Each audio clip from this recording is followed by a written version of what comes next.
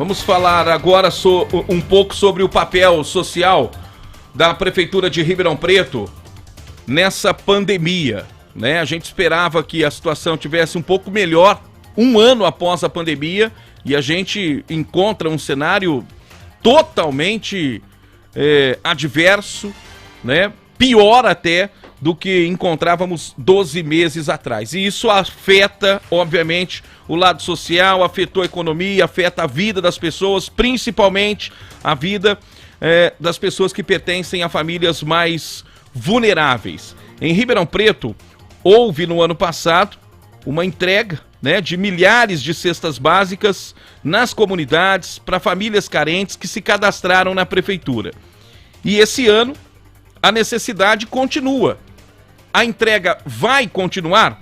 Eu converso agora com a doutora Gisele Costa, que é assistente da Secretaria de Assistência Social aqui de Ribeirão Preto. Doutora Gisele, bom dia, tudo bem? Bom dia, Lincoln, tudo bem? Bom dia a todos que nos ouvem, nos assistem aqui na Rede Fé, na Total FM. É um prazer falar com você e trazer informações para a nossa população nesse momento tão difícil que a gente ainda continua atravessando, né? Eu aqui agradeço a sua participação. Pois é, um ano depois, né, doutora Gisele, a gente esperava encontrar um cenário melhor e a necessidade continua e até maior do que era a realidade ano passado. A Prefeitura está distribuindo cestas básicas para famílias carentes. Nós temos recebido muitas demandas, muitos pedidos. Como é feita essa distribuição e quem é que pode pegar cesta, doutora Gisele? Lincoln, nós estamos com 3 frentes de distribuição de cestas básicas, né? Então, agora, no começo de março, foi lançado o CACEM, né, para a gente tentar disponibilizar à população um número único para aqueles que estão precisando da cesta básica nesse momento. Então, é no 36050030. O CACEM foi criado para facilitar esse acesso, né? Porque antes o acesso era a partir dos 7 CRAS, então as pessoas tinham que procurar qual era o CRAS da sua região, ligar no CRAS da sua região para ver se ele atendia os critérios para depois buscar a cesta. Hoje o CACEM é um número, a pessoa liga, lá ela já faz o cadastro, é feito o teleatendimento, o atendente verifica se ele está dentro dos critérios, na hora mesmo ele já recebe a data e o local onde ele pode retirar a cesta básica.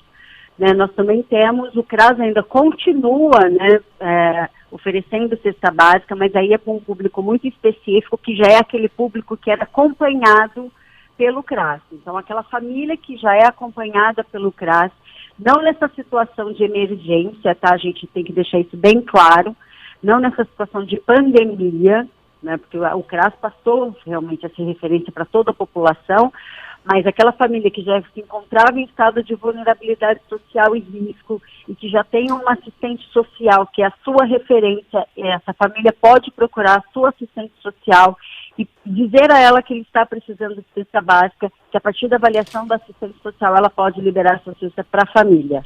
Tá? E tem uma outra frente, que é o do Nutriação, é um projeto também lançado já esse ano, que aí a gente faz a distribuição diretamente para as comunidades. Então, as famílias todas das comunidades estão sendo cadastradas e aí já a gente destina a cesta diretamente para as famílias que estão na comunidade. Ô, doutora Gisele, com respeito a esse número, 36050030, nós temos recebido muitas reclamações de que as pessoas não estão conseguindo falar. Eu não sei se é muita demanda. Esse número, ele consegue, somente esse número, ser o canal? Ele suporta toda a demanda? O que aconteceu, Lincoln? O número em si, quando nós instalamos, né, a central de atendimento às cestas emergenciais, nós verificamos que nós tínhamos 30 linhas disponíveis para atender a população. Então, nós entendíamos que era o suficiente, já que se nós pensássemos nos CRAS, que eram 2 linhas por CRAS, então nós tínhamos 14 linhas de atendimento à população no ano passado, certo? Então, 30 linhas nós vamos conseguir atender a população tranquilamente. Mas depois, quando ele iniciou as suas atividades, nós verificamos, junto à Vivo, que apenas 10 linhas estavam acessíveis. Então, desde então, a Vivo tem né, junto com a gente, tentado buscar a solução. E essa semana, o que parece que a gente já encontrou.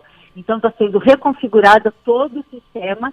Acreditamos que até amanhã ele volte estável e a gente consiga atender a população como ela merece. Quer dizer, então, que das 30 prometidas pela operadora, somente 10 funcionaram. 10. É por isso que está esse congestionamento aí no atendimento. Isso. Muitas pessoas não estão conseguindo... Não estão conseguindo falar, então, assim, a demanda aumentou muito, né? Como a gente centralizou no único número, facilitando o acesso, então, assim, congestionou realmente as linhas. Ô, doutora Gisele, quantas cestas a prefeitura vai distribuir? Qual que é a capacidade da prefeitura para atender essas famílias? A intenção, desde o início da pandemia, já foram distribuídas pela prefeitura mais de 60 mil cestas, né?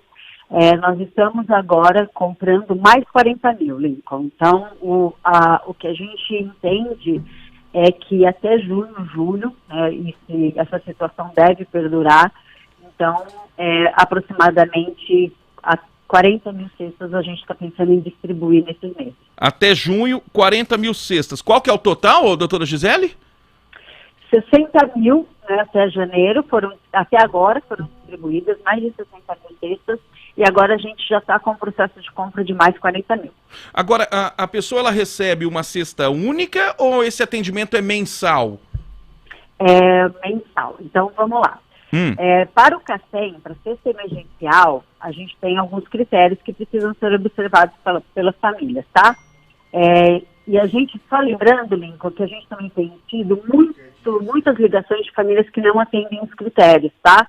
Então, 1/3, pelo menos, das ligações que nós recebemos nessas 3 semanas de implantação do CACEM são de pessoas que não atenderam a demanda, não atenderam os critérios. Então, para que a pessoa receba a cesta, ela precisa morar em Ribeirão Preto, ter um grupo familiar de no mínimo 3 pessoas, onde dessas 3, obrigatoriamente, uma tem que ser criança, ou adolescente, ou idoso, ou pessoa com deficiência.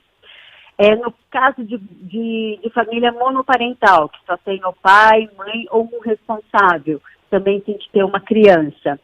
E tem que estar desempregado ou com uma renda per capita, né, uma renda por pessoa, uma renda familiar, de até R$ 265. Então, esses são os critérios. Se a pessoa recebe Bolsa Família ou o BPC, não impede que ela solicite a cesta básica, mas precisa observar a renda familiar, tá? A gente estabeleceu alguns critérios justamente para que as cestas cheguem àqueles que estão mais precisando nesse momento. E não é pouca gente, diga-se de passagem. Todo esse filtro aí é feito por telefone mesmo? Exatamente. No teleatendimento, né, e a gente já tem um sistema, então a gente também consegue entender se a pessoa tem recebido cestas nos últimos meses ou não. Já é feito esse cadastro no sistema. Muita gente já tem cadastro, outras não. E aí no teleatendimento é verificado os critérios. Então, para quem encontrou dificuldade em falar no telefone 36050030, que é o número disponibilizado para atendimento da distribuição de cestas básicas, amanhã o atendimento deve voltar em sua plenitude à normalidade em razão da disponibilização de mais linhas. Então a prefeitura deve chegar a 100 mil cestas, somente a prefeitura, ou está contando aqui, doutora Gisele, cestas que foram doadas e serão ainda doadas pela iniciativa privada também? Nesse caso, nós não estamos contando com a iniciativa privada não, Lincoln. Tanto que, lembrando também que o Fundo Social de Solidariedade tem sido um enorme parceiro, né, nesse momento de pandemia, da Secretaria Municipal de Assistência Social, e retomou a campanha de arrecadação de cestas básicas devido, né, a esse momento que a gente está vivendo da pandemia. Ninguém esperava que um ano depois a gente voltasse, né, para uma situação tão triste e tão trágica, tendo que passar por um lockdown. Nem lá atrás, né? Nós tivemos um lockdown e tivemos um lockdown agora. Então, o Fundo Social também está arrecadando, mas essas 100 mil cestas é por responsabilidade da Prefeitura, compra da Prefeitura Municipal. Doutora Gisele, mudando o foco, agora sobre os moradores em vulnerabilidade, moradores de rua. O ano passado, a Prefeitura abriu, né, improvisou um dormitório, vamos colocar assim, na Cava do Bosque. Isso continua para esse ano, para que as pessoas, né, aquelas que optassem, obviamente, pudessem encontrar um lugar para dormir nessa pandemia. Isso continua em 2021 ou não? Bom, nós estamos reestruturando os serviços de atendimento a pessoas em situação de rua, né? Naquele primeiro momento foi emergencial esse acolhimento feito na Cava do Bosque, foi em sistema de albergue, continua em sistema de albergue, mas agora num outro local, que é ali na Capitão Salomão, mas nós estamos reestruturando, mas vai continuar assim esses acolhimentos para pessoas em situação de rua. Nós estamos abrindo uma nova casa de passagem, né, para 50 moradores. Nós estamos também reativando o CETREM, reformando o local, ampliando as vagas lá também. Nós estamos agora com o processo licitatório, um chamamento público para contratação também de uma instituição para o que a gente chama de um serviço de república, também para pessoas em situação de rua.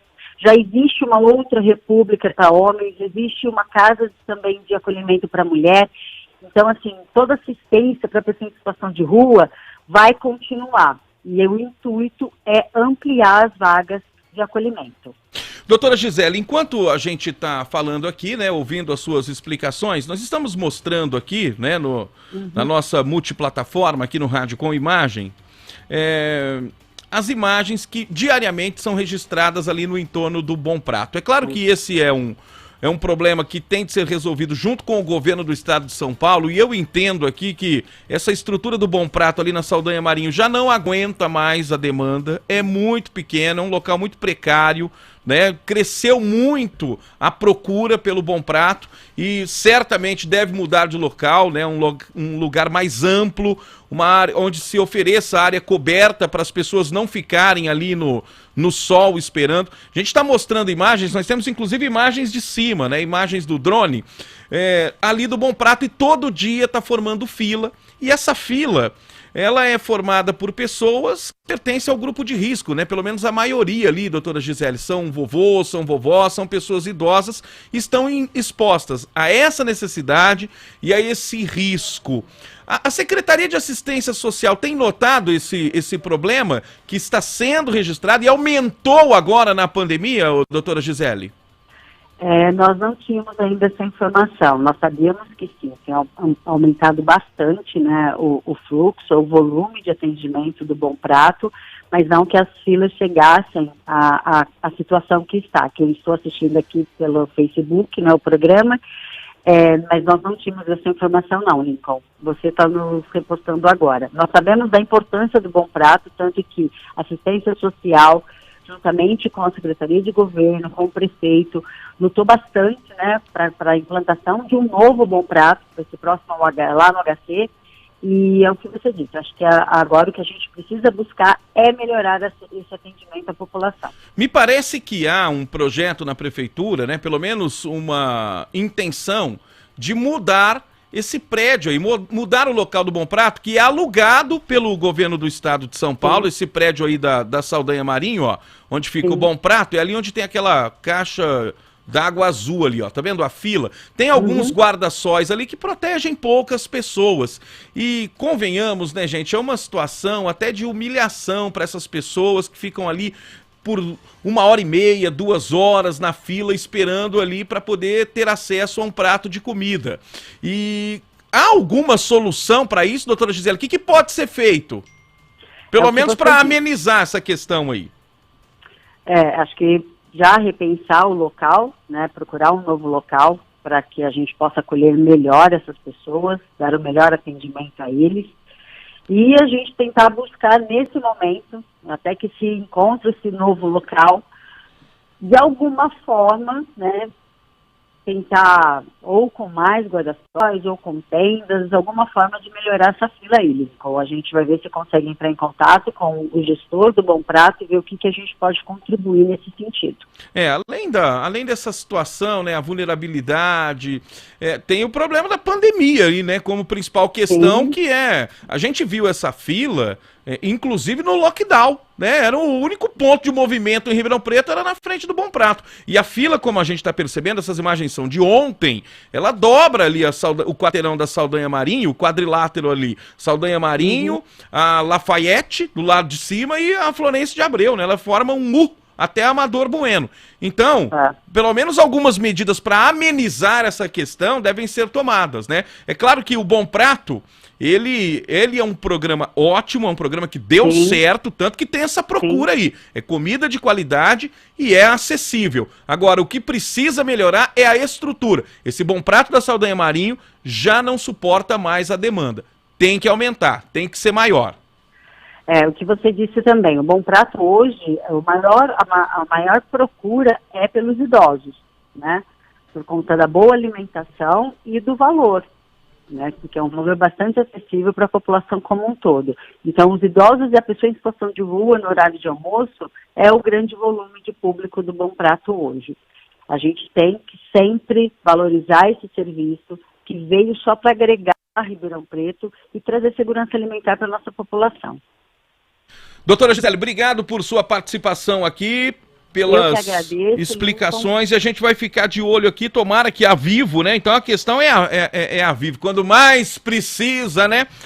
Instale essas linhas para que o atendimento fique em sua plenitude a partir de amanhã. Sim, a gente espera essa solução, a gente tem buscado desde que foi detectada essa situação. A gente pede só um pouquinho mais de paciência à população. Eu sei que é um momento bastante difícil, que está todo mundo muito preocupado, desesperado, de sofrimento para alguns, mas a gente está à disposição para sempre atender a nossa população e atender bem.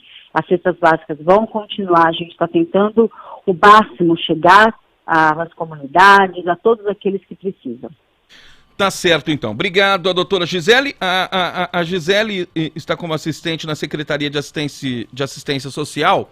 A secretária Renata, ela ainda se recupera da Covid, é isso? Como é que tá a secretária, hein, doutora? A Renata, semana passada, né, foi diagnosticada deu positivo, ela foi positivada com Covid-19. Então, até dia 31, né, foi a determinação médica para que ela fique em quarentena. Ela está bem, está se recuperando. Hoje pela manhã eu já conversei com ela um pouquinho. Hoje é aniversário dela, aniversariante do dia. Parabéns. Parabéns a ela, que Deus abençoe. O marido dela também está internado, né? E ontem à noite ela não teve uma notícia muito boa, ele foi entubado por conta do Covid. Meu Deus. Então o que a gente tem que pedir também, como que é para as pessoas se cuidarem. Para eles se cuidarem, porque a Renata é uma pessoa saudável, não tem nenhum problema de saúde, e tem dias que ela me relata que ela fica muito cansada, que ela sente muita dor. Então, gente, se cuidem, se puder ficar em casa, fiquem em casa, sempre usando máscara, sempre utilizando do álcool em gel, da higienização das mãos, porque o autocuidado hoje é fundamental, né, Lincoln? Porque com o autocuidado a gente protege os nossos também, né? Sem dúvida. E ela fala, esse bichinho está sendo muito mais difícil do que eu imaginava, né? As pessoas não têm noção do quanto ele nos deixa fragilizados. Então, é o nosso recado, o autocuidado. Gente, se cuidem, usem máscara, usem o álcool em gel, e se possível, quem puder, fica em casa. Doutora Gisele, obrigado por sua participação aqui. Bom dia. Bom dia. Gisele Costa, assistente na Secretaria de Assistência Social, né? Adjunta na Secretaria de Assistência Social, e a gente deseja aqui plena recuperação à secretária, a Renata, né? Que foi diagnosticada com Covid e deve ficar afastada até dia 31 de março.